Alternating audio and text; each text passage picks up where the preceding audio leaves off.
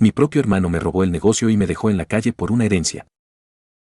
Ver a mi propio hermano brindando con champaña mientras yo cargaba mi última caja de herramientas bajo la lluvia fue el dolor más grande de mi vida, compás.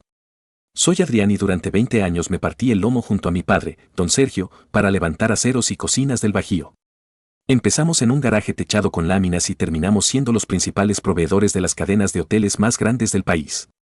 Yo era el que se quemaba las manos soldando, el que negociaba con los proveedores y el que se quedaba hasta las 3 de la mañana cuadrando inventarios. ¿Ustedes alguna vez han sentido que su trabajo es su vida entera, solo para que alguien llegue a quitárselo sin haber movido un dedo? Mi hermano menor, Mauro, siempre fue el estudiado de la familia. Mi padre le pagó las mejores escuelas de administración en la capital porque decía que necesitábamos a alguien que supiera de números finos mientras yo me encargaba de la chamba ruda. Yo nunca le tuve envidia, al contrario, me sentía orgulloso de que mi carnal fuera un licenciado de traje y corbata.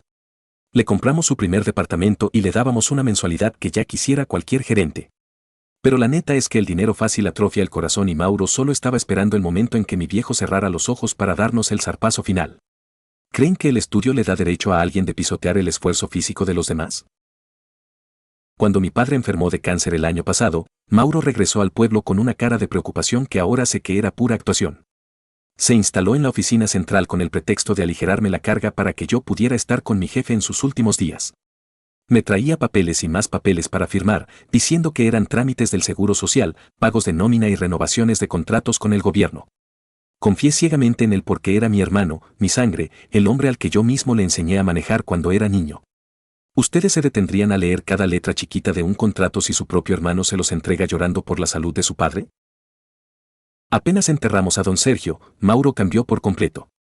Ya no era el hermano cariñoso, sino un ejecutivo de hielo que me citó en la sala de juntas con un abogado que parecía sacado de una cueva de lobos. Me soltaron la bomba sin anestesia. Resulta que todos esos papeles que firmé durante la enfermedad de mi padre eran cesiones de acciones y poderes notariales amplísimos.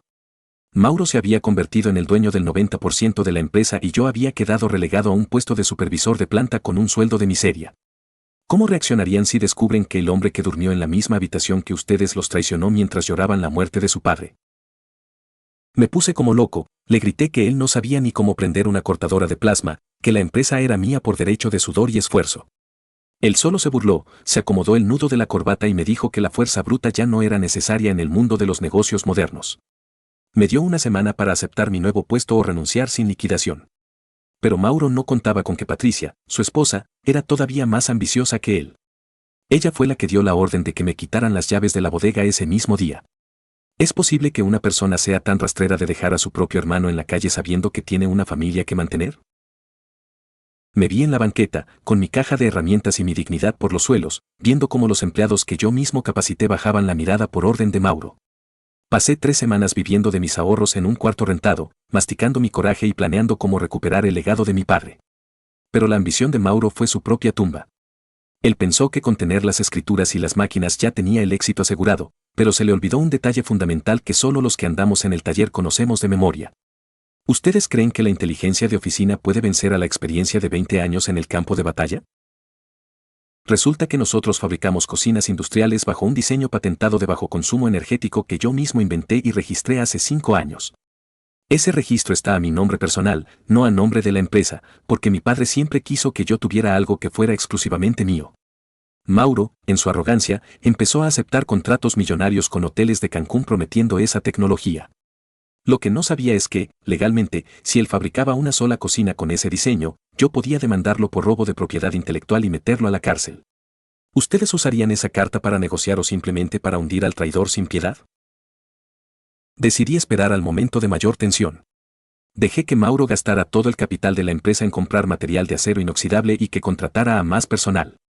Cuando ya tenía las entregas encima y los clientes estaban presionando con multas por retraso, le mandé la notificación judicial de cese y desista. La producción se detuvo en seco. Los ingenieros de los hoteles llegaron a la planta y se dieron cuenta de que Mauro no tenía la licencia para usar mi tecnología.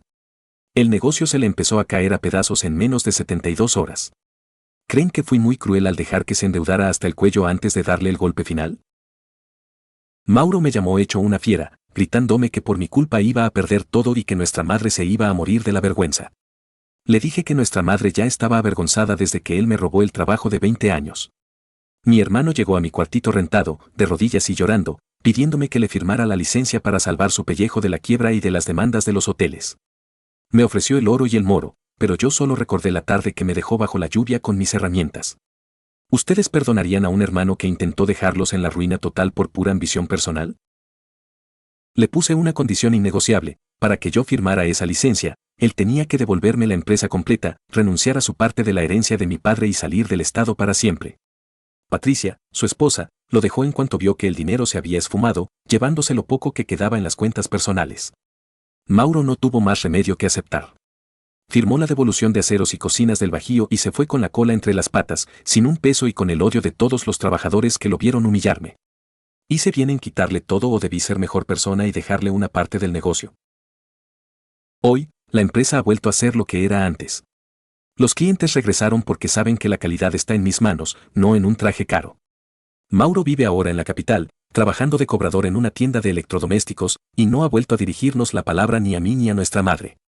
A veces me da nostalgia recordar cuando éramos niños y compartíamos los juguetes, pero luego veo las cicatrices de mis manos y recuerdo que la lealtad se gana, no se hereda. Si tu propio hermano te hiciera esta bajeza, ¿lo perdonarías por ser tu sangre o dejarías que el karma se encargara de él como yo lo hice? Cuéntenme qué harían en mi lugar, los estaré leyendo en los comentarios.